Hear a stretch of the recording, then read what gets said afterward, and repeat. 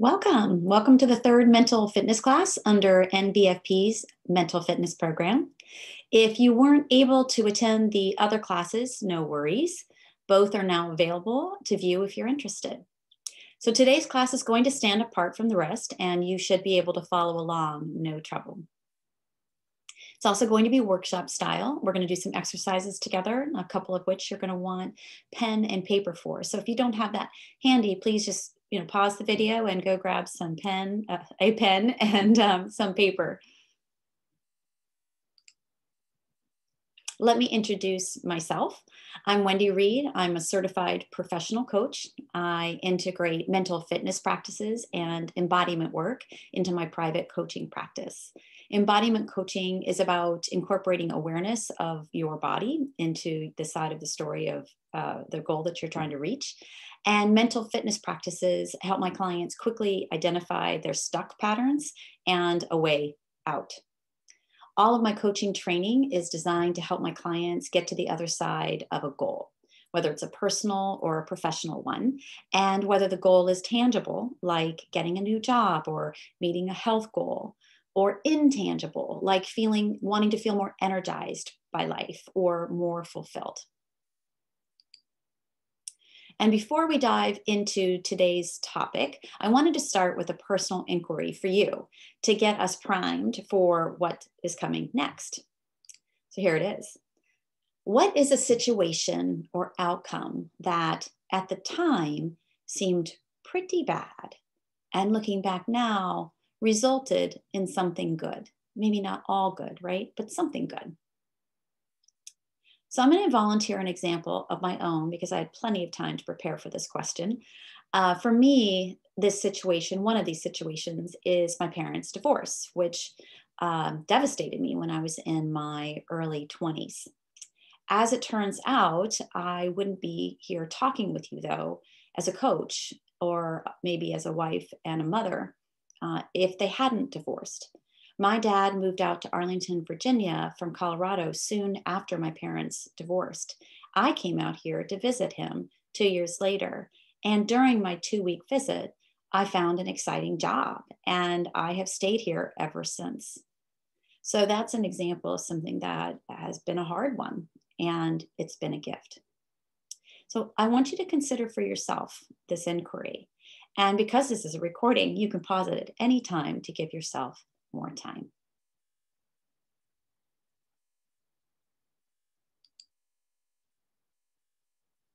Okay, I hope you have that situation already, and maybe you could even write it down just to prompt you later.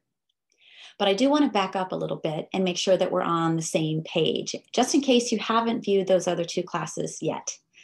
This class falls under the category of mental fitness, and that's a term that few of us have thrown around in our lives. What is mental fitness? So the definition that I'm supplying here was created by a gentleman named Shirzad Chamine. He's author of the New York Times bestselling book, Positive Intelligence, from which all of the main concepts in this series have been pulled. Shirzad uses the terms mental fitness and positive intelligence pretty much interchangeably, defining them as our ability to access a positive mindset over a negative mindset more often than not in the face of life's challenges. Put more simply, mental fitness is a measure of the strength of your positive mental muscles versus the negative mental muscles.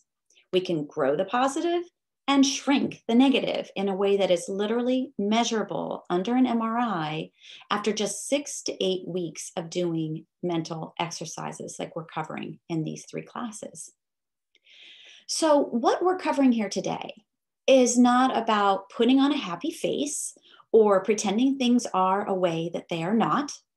It's about being able to access the best parts of you so you can handle whatever comes your way, whatever is. I invite you to think of it like this.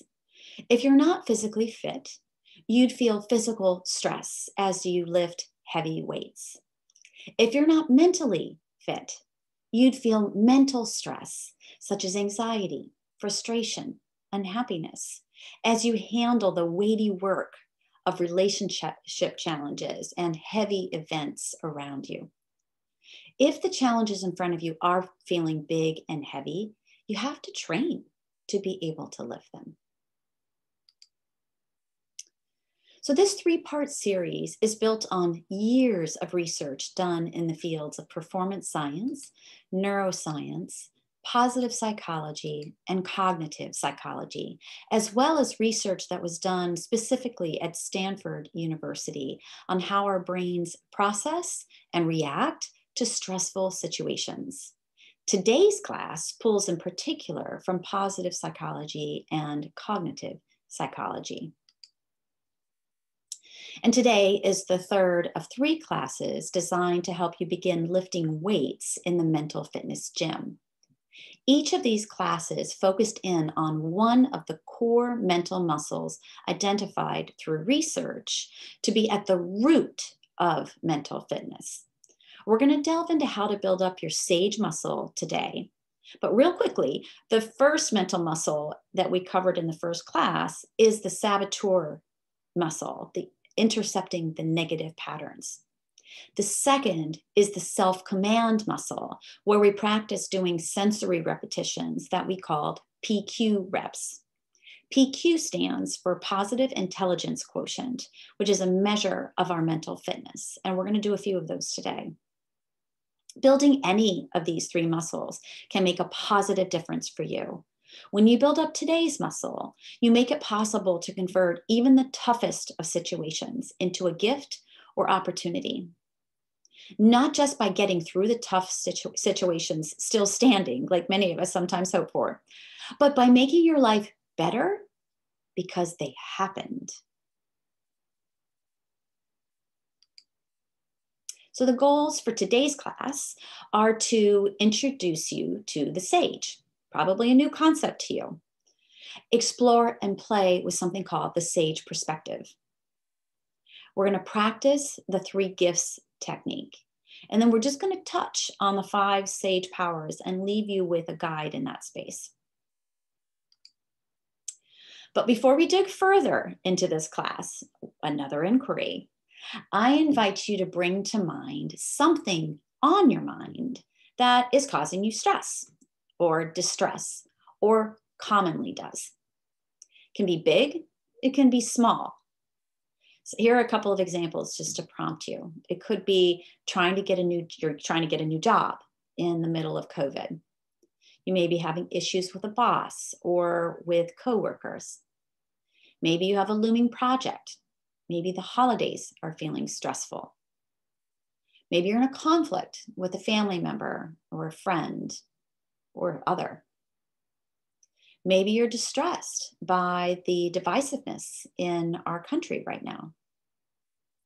Maybe you're feeling stuck at home, missing your normal life. Hopefully that prompted you. Can you think of something? You can pause here if you need a moment. But once you have it, please write it down. We're going to use this a little later to go through some exercises. Okay. Now I want you to stop and just think, how am I dealing with this issue? We all have patterns when it comes to how we handle stressful situations. Some of us face situations head on, best we can.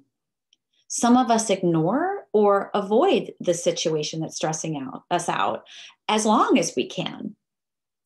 Some of us reach out for help to friends, to a coach, to a therapist.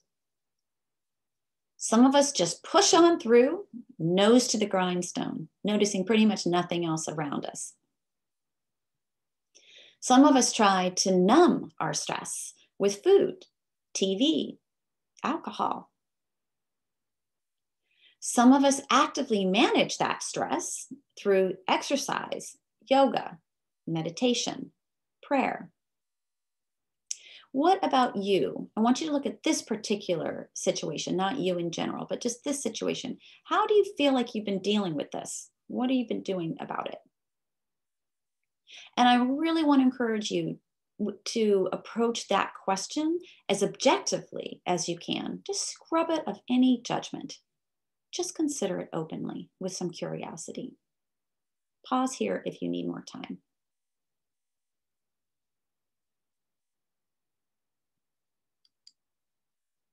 Okay. This quote gives you a sneak preview of one of the basic truths upon which today's content is built. The mind is its own place and in itself can make a heaven of hell, a hell of heaven. The idea behind this is that you could literally be in your idea of paradise. Maybe it's sitting on a beach in Hawaii, drinking Kona coffee.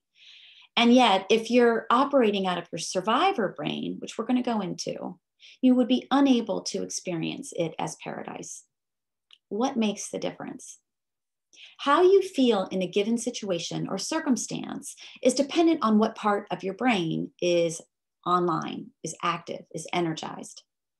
Happiness is an inside game, literally and neurochemically. And here's the inside scoop.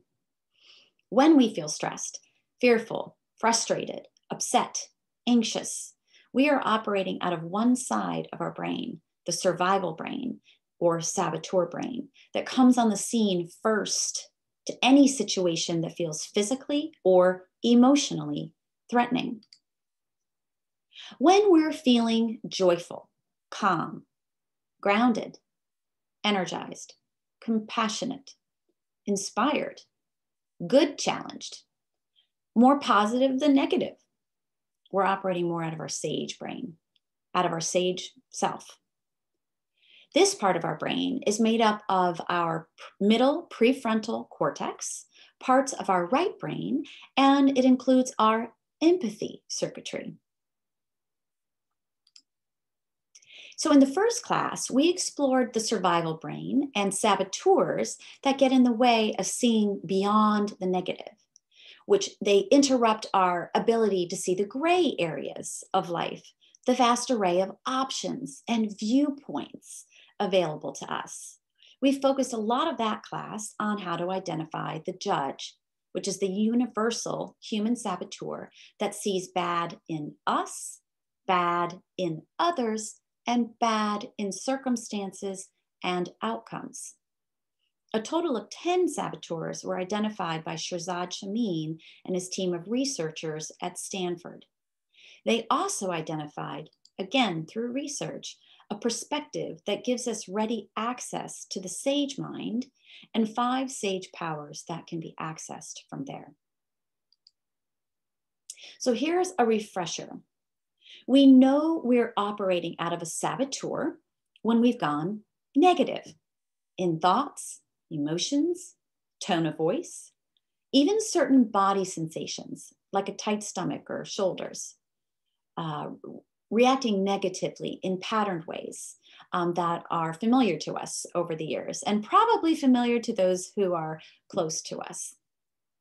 We know it's a saboteur when we're feeling any negative emotion outside of grief, when we're being hard on ourselves or on others, when the situation itself feels bad, feels hard.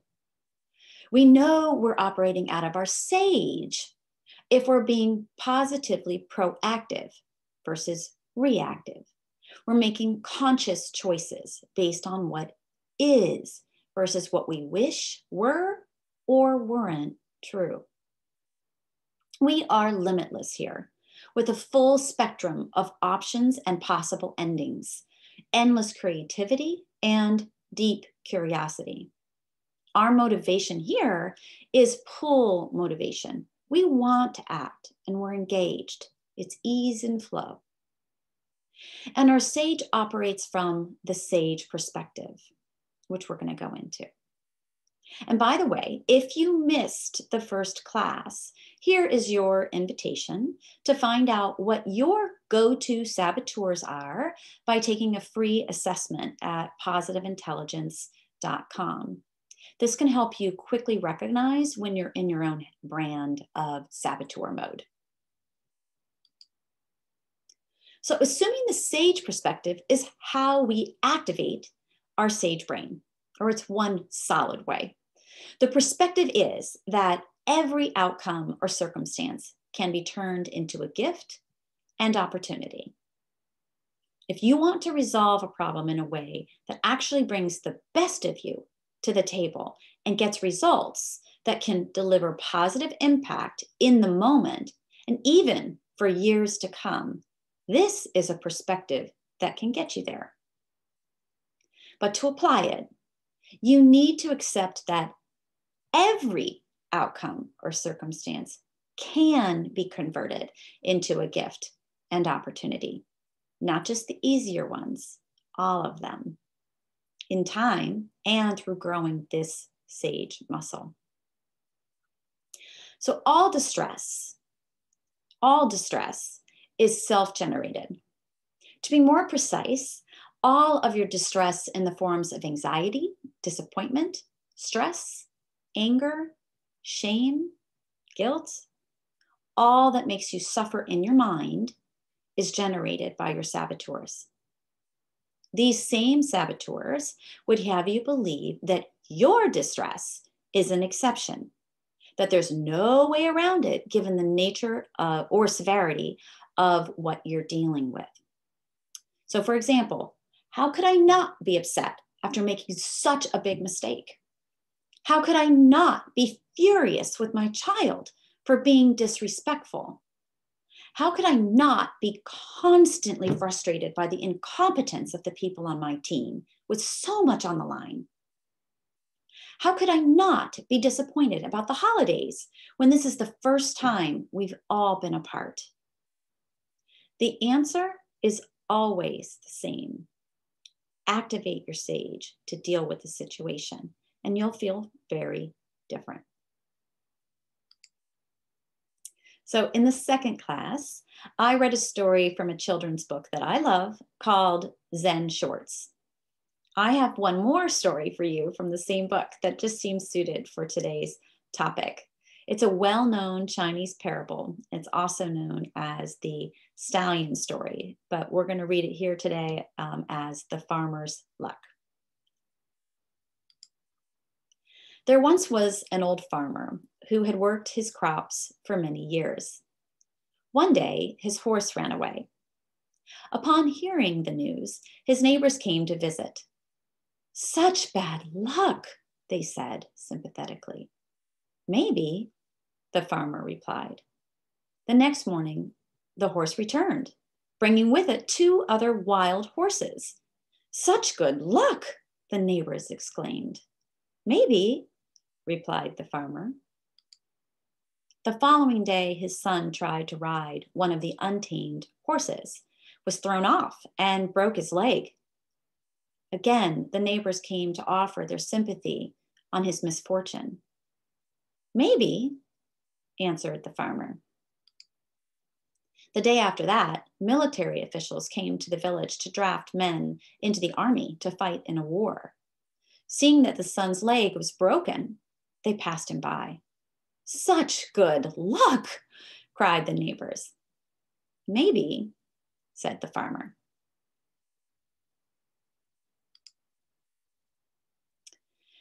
So, one of the 2 options of the sage perspective is to accept what is, scrubbing it of any saboteur interpretation.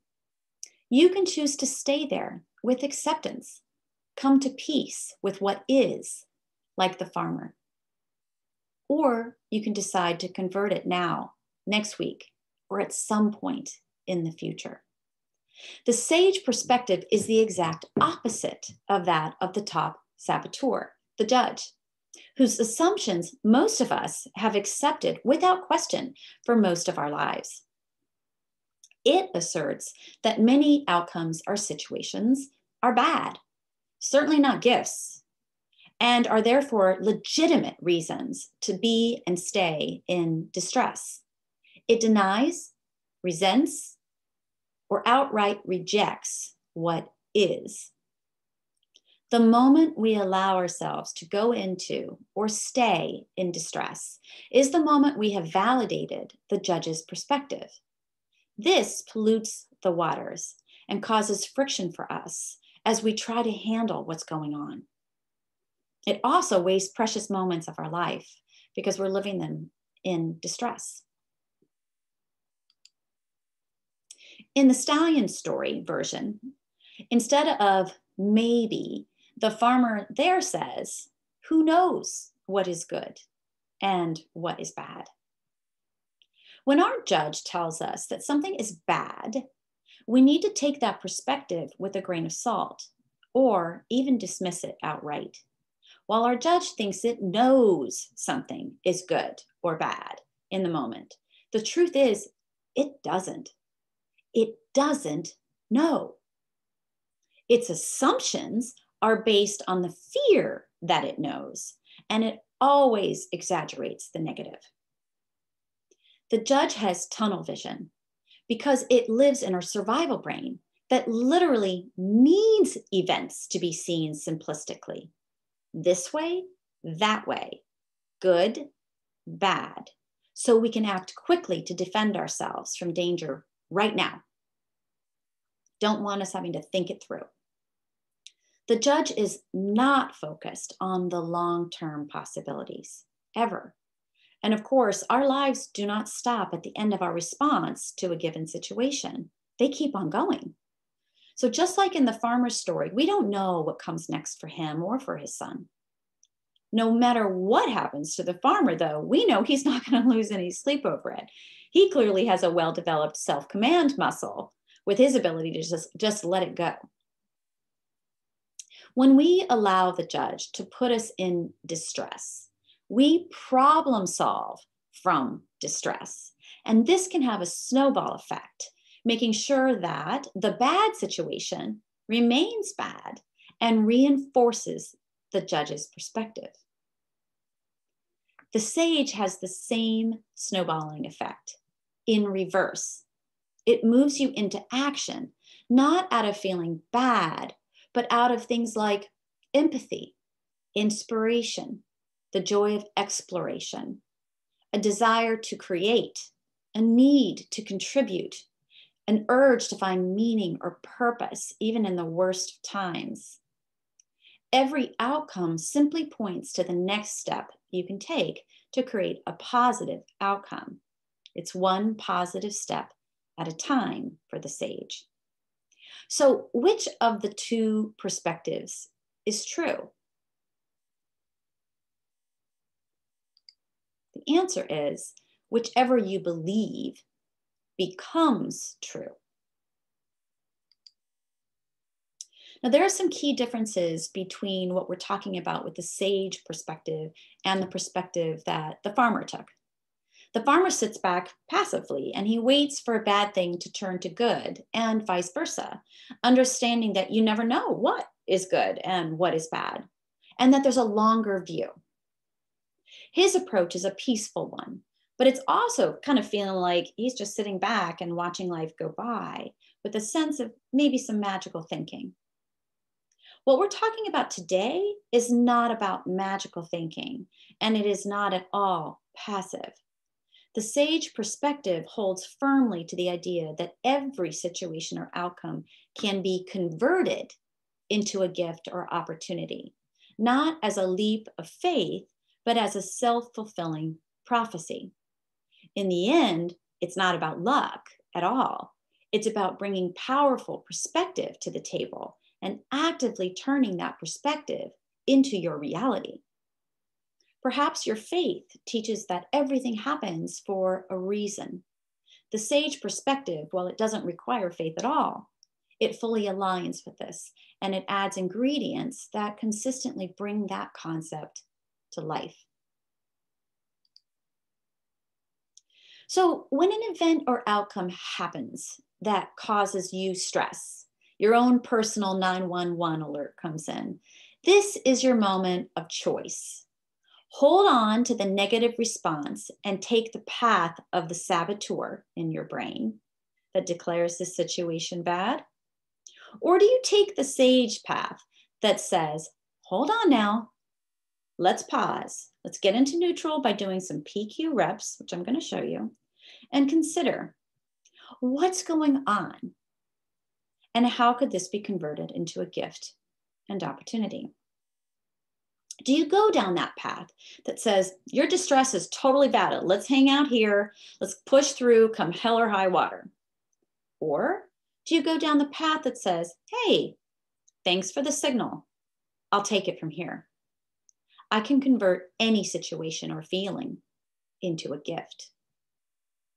The path of fear, shame, breadcrumbs of what we really want, or the path of turning the ship around in a more positive way, pulled by possibility and a better chance of success and happiness.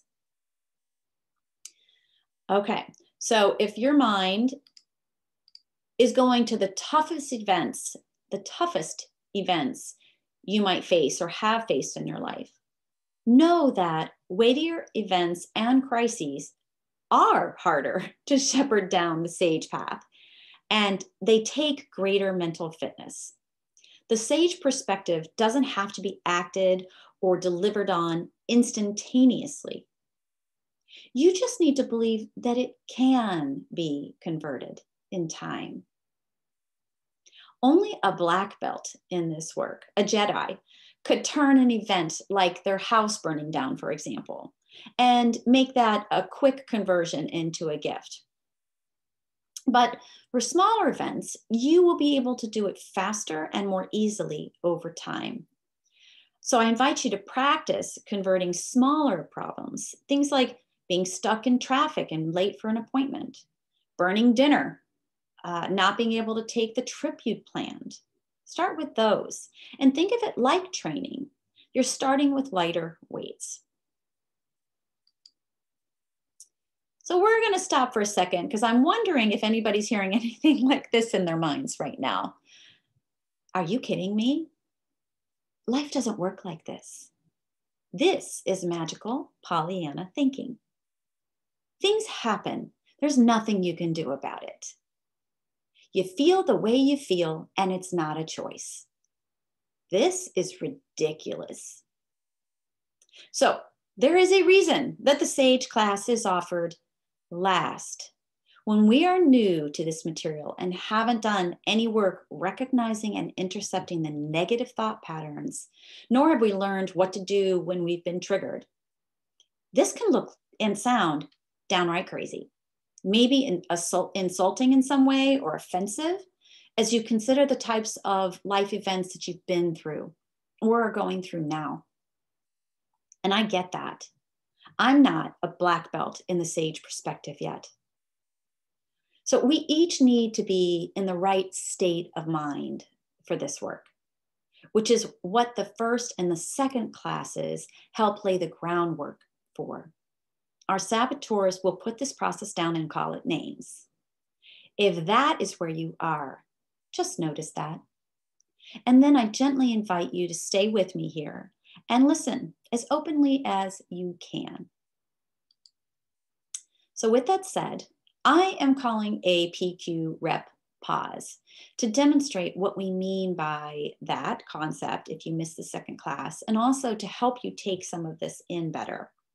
These are the kinds of exercises that you can do anytime, and especially when you're in the thick of something that's causing you stress, or you're about to go into a situation that you anticipate may be difficult. And so I invite you to do these with me now.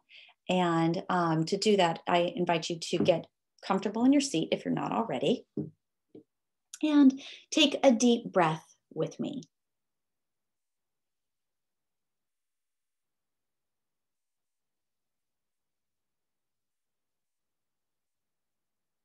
Okay, so I invite you to do the first rep, and that is by rubbing your thumb and your forefinger together. And I want you to just focus your attention on this sensation with such detail that you can maybe feel the ridges on your fingers. 15 seconds.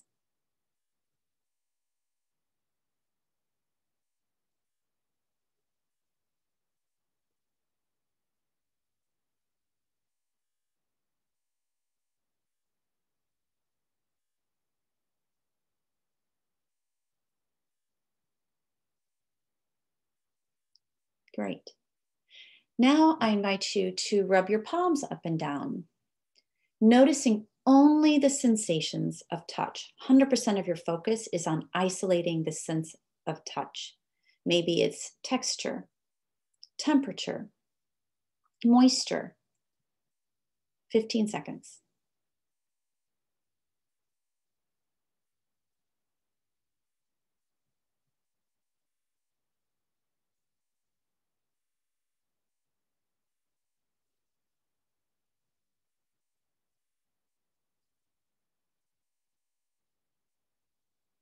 Okay, and the last one. I invite you to put your hand on your belly, and I want you to feel your belly against the palm of your hand as you take deep breaths in and out.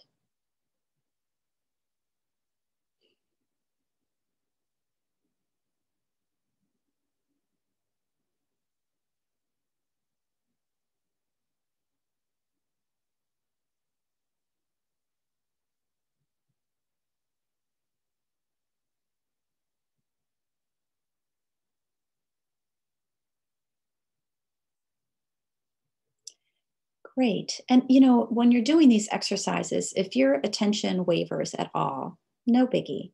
Just take your attention, notice that, and take your attention back to just the sense of what you're focusing on. That's it. All right. And thank you for doing those exercises together with me. Those are available to you literally anywhere you go. Okay, so this line from the song The Gambler, which is from a long time ago, popped to my mind as I was preparing this class, so I tucked it in here. Every gambler knows that the secret to surviving is knowing what to throw away and knowing what to keep, because every hand's a winner and every hand's a loser. Kenny Rogers is most famous for singing that song. In the game of life and work, we can't control or choose much of what happens to us or around us. What we can do is determine the impact those events have on us by choosing how we respond to the hand we're dealt. The 3 gifts technique can help put your sage into the driver's seat for this. But to do this, you need to believe that every situation can be converted into a self-fulfilling gift or opportunity, or at least be open to the possibility. Able to suspend any disbelief and just let go of any saboteurs that say that your troubles don't fit for this, or those of others. So I want to make sure that you hear this. This perspective is not suggesting that the problem itself is a gift. Rather, it suggests that you can generate a gift from it and often gain greater success, more peace of mind, and personal satisfaction because the problem existed in the first place. So I want to walk through the 3 gifts technique with you. And get us practicing how to generate that gift. So the 3 gifts technique is you generate 3+ scenarios whereby your current bad situation could turn into a gift and opportunity at some point in the future. You can do this in an open-ended way, just brainstorming openly, however you want. Or you can take an approach that I'm going to go through on the next 3 slides, and which we'll practice together using the categories of knowledge, power, and inspiration to generate possible gifts. So this is the time to pull out that problem that you wrote down earlier that you've been dealing with. Hopefully you wrote it down. If you didn't come up with something before, here are a few more prompts to help you. It could be a current or ongoing situation. It could be a feeling that you want to shake related to a situation. If you can't think of anything that's current, it could be that you could pull up an event from your past to play with and reimagine, like I did with my parents' divorce. If you still can't come up with something that's causing you stress or distress, first, I just want to congratulate you on that because that's awesome and amazing. But so I'm going to supply one to you. So here is your situation. If you came up with nothing to work with on the next 3 slides, your situation is that you're on a road trip to a place that you're super excited about going, and your car breaks down when you're still hours away. Got it? So write that one down if you have nothing else to work with. And as you do write down your problem, I want you to peer at it and see if it needs any scrubbing to clear it and clean it of a negative tone. I just want you to state the problem as it is. And sometimes if we're really like yuck about a situation, it can take some PQ reps to get to the other side of that. But in other words, I supplied my own problem here. I'm in a conflict with my brother and he's not talking to me. This is a real situation of mine from several years ago. I did not write down, my brother is being a stubborn jerk and refuses to talk to me, right? So I just want to make sure that your problem isn't written down from the judge's perspective. Okay, we're going to move along. If you need time to scrub any negativity out of it, please do so now, and you can pause the video. All right, let's play. Let's play in this 3 gift space together. And I'm going to have you generate at least one possible gift from the problem at hand from the standpoint of knowledge. All right. And when you do this, by the way, you are not committing to act on it ever. I want you to let any expectations or concerns fall away and just embrace the practice itself, because you're playing in the space of the sage perspective. So let's do that. Okay. So gift 1, a knowledge gift. What knowledge could I gain that would turn this into a payoff greater than what it's currently costing me? Wow, what a question. So possible gift coming from the situation with my brother. I could learn what I am doing to contribute to this conflict, which may also be something I do in other relationships. If I resolve it here with my brother, I may be resolving it everywhere and preventing more of the same kinds of conflicts with other people I care about. I'm going to give you a minute to work with your own. What's a gift of knowledge? What could you learn that could give you a payoff even greater than what this current situation is costing you?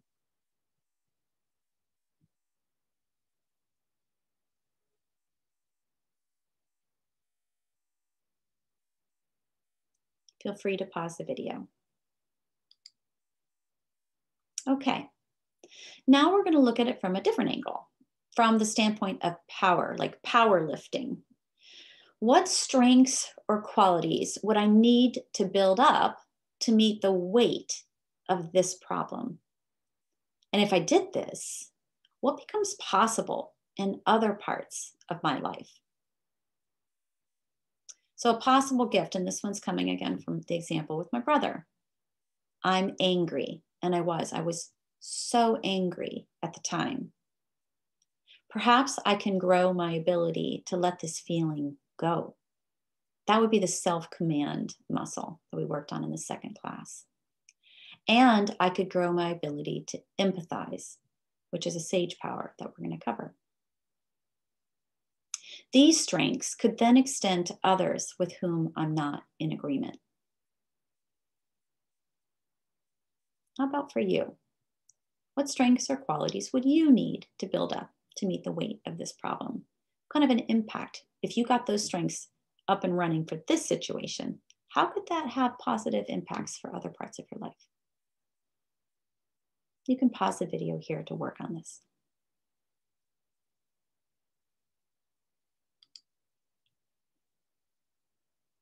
And finally, a 3rd gift, inspiration. How could this situation inspire me to greater things? And just a reminder again, this is at any point in the future. It doesn't have to be delivered on next week.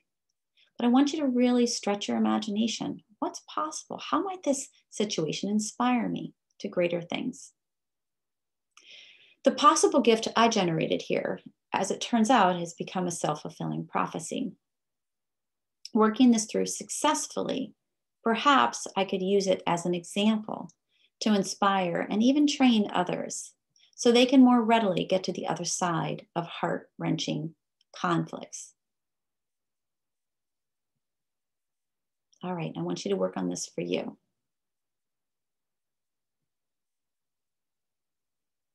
Pause the video for more time.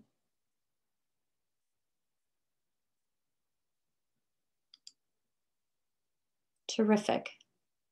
Thanks for going there with that exercise. It is not typically all that easy. It's easier maybe with some of the smaller examples, like maybe being stuck in traffic. But for the big stuff of life, it can be more challenging. So I just want you to reflect for a moment. How was that for you? What did you notice about yourself as you were, rolling up your sleeves with it, playing in the sandbox of the sage perspective?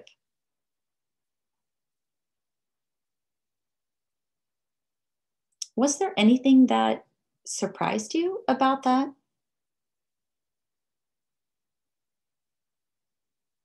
To be honest, for myself, what came as a surprise was that it was possible at all, given how much was wrapped into the situation I was dealing with.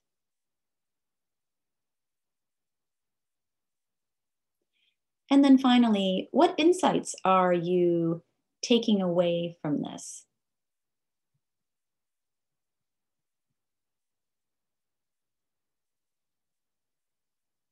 I think for myself, my big insight was there's more than one way to deal with this problem. Great. Pause if you'd like more time to reflect. So if you're ready to look at your problem or situation in a fresh light and start converting it into a gift, like we've begun doing with the 3 gifts technique, the 5 sage powers can give you some more approaches that can help. And here they are. Empathy, which includes offering empathy to ourselves and to others. Exploration, approaching our problem with deep curiosity to uncover what's really going on, all of its layers, without judgment, approaching it like an anthropologist would. Innovation, using open-minded creativity to generate ideas and to be able to listen with a yes and mentality to them. Yes and versus yes but. You know why that's not a good idea. Yes and is, oh, there's a nugget in there, and let's follow that. Navigation, navigating our options in a way that aligns with our values, our sense of meaning, our purpose.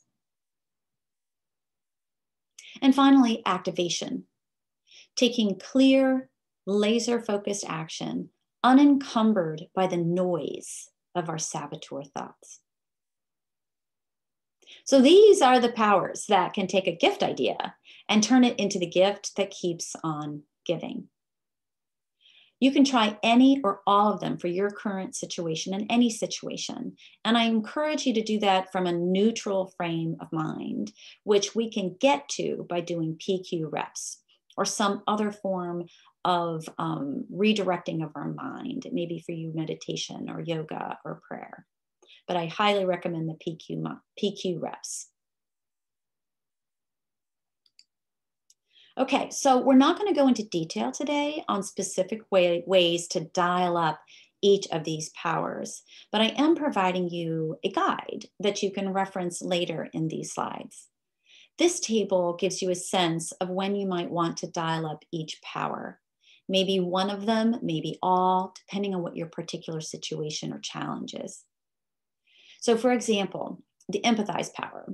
This is for when you have some pretty big emotions at play and you're running low on reserves for yourself and for others. So for yourself, when you want to turn up empathy on you, you can try visualizing yourself as younger than 7 years old. Anytime you can imagine from when you were younger than 7 years old. And it can help sometimes to have an actual picture of yourself on hand. I have one of myself in footy pajamas. And, but if you don't have this kind of a picture handy, you can just imagine yourself as a child, maybe lost in an activity that you enjoyed as a kid. Maybe that was, we're out riding your bike and exploring your neighborhood. Maybe it was doing some sort of blocks or Lego building, whatever it might have been. For me, it was always wandering somewhere outside, looking at things in nature. Doing this kind of an activity first before you approach your situation can help you grow more tender toward yourself. And from there, you can ask, what is the kindest, most compassionate thing I can say to myself right now in this situation, or do for myself? So that's just one of the power games, as Shazad likes to call them, power games with each of these sage powers. So imagining yourself, and going back to the empathize one, imagining someone else as a small child can also help you readily conjure up empathy for them. And I can tell you that that helps me when I think about the situation with my brother too, imagining him, my little brother, when he was really small. Okay, so here is just a reminder. The sage brain, as we were talking about today, is a muscle. It's a muscle. Muscles can be grown, muscles can atrophy. I really want you to assume that the sage perspective works. And if you're having a hard time lifting a challenge and applying the perspective, just know that that's because it's a weightier challenge. You haven't lifted a weight like this and use the sage perspective for it before. You will probably experience a spectrum of ability with this. Sometimes you'll be able to readily apply this for whatever reason. You've probably built your muscles over time in that kind of a space. But in other times, it's going to feel too heavy. Expect this. It's normal. You're not going to get to black belt immediately. It takes time, like a long time. And that's totally okay. That doesn't mean to throw out the baby with the bathwater. And finally, I really, really want to encourage you to stay on this mental fitness path, this idea that we can build these muscles in our brain, because man, does it work. So let's put it together. I want to put the whole picture together of the formula for mental fitness that has been now covered by all 3 classes. If you're feeling negative emotions, notice them. Name them and stop. You're in saboteur mode. Do PQ reps to quiet the saboteurs, to get into neutral and activate your sage. Assume the sage perspective that every problem can be converted in time into a gift and opportunity. Generate the gift by using the 3 gift technique and sage powers like empathy, exploration, creativity, purpose, and calm, clear-headed action unencumbered by your saboteurs. As I said, there are benefits to be had in taking just the steps from today's class. But I think that's pretty hard to do if you haven't done some work in recognizing and reducing, weakening those saboteurs, and working on redirecting your mind on command. So I encourage you to watch and try out some of the practices in the other 2 classes as well. So if this were a coaching session, you would leave with commitments designed to move you forward against the goal or the problem that you came in with. And I know that you are not my clients, so this is an invitation, right? And it always is, even in coaching. I invite you to look at the problem you are working on today, if it's something that you are committed to resolving. And I encourage you to just try applying the mental fitness formula to that problem. You can come back to this slide deck to reference it. So I also encourage you to practice converting another situation into a gift, no matter how small. I would say, especially if small. When you feel negativity coming online, notice it, pause, and ask, how can I convert this? Shoot for 3 ways. That's going to bring your sage muscle up. It's going to build your sage muscle up for those bigger challenges. And then I am going to dare you right here and now to act on one of the possible gifts that you generate, whether you generated it today in our work together or you generate it with the smaller problem. If for some reason you cannot feel you can't act right away on generating it, you could try actually imagining yourself doing it. This is a practice called mental sculpture, and it can be a powerful first step when you feel otherwise stuck. Just imagine yourself daily taking the action that you have imagined, right, from a possible gift. Finally, I encourage you to go back, review the content from these 3 classes, and commit to a mental fitness workout, a routine that will become part of your health and well-being rituals going forward. Commit to building up these mental muscles in your own way. So here are some resources that you can use. Obviously, the Positive Intelligence book, as I said, so much of today and the 3 classes in total was pulled from this positive intelligence work that I have been studying for several years now. Zen Shorts by John Muth. It's a Caldecott Award-winning kids book that I think about all the time and use to gain greater perspective in life. And next is the 4 Agreements. It's been around for, I think, more than 20 years. And I feel like there's a lot of beauty in its wisdom and simplicity that aligns neatly with the work that we have introduced you to here over these series of courses. Well, thank you. I invite you to reach out with any questions that you may have about this material or as you try it on. You're more than welcome to email me. I'm at wendyreedcoaching@gmail.com. Also, if you or someone you know you think would benefit from coaching and working through something in their life that they'd like to get to the other side of and move forward out of a stuck place, I invite you to send them or yourself my way. I offer a free trial coaching session to prospective clients because most of us have never done coaching before, right? Most of us have never been to see a coach and so don't really know what it's all about. You can either go to my website to schedule there or just reach out to me directly. I'm happy to schedule with you to make that happen. Well, thank you again. You have made a commitment to yourself, to growing your mind, to experiencing your life in a fresh way. And I applaud you for that and for showing up today to make your life even better.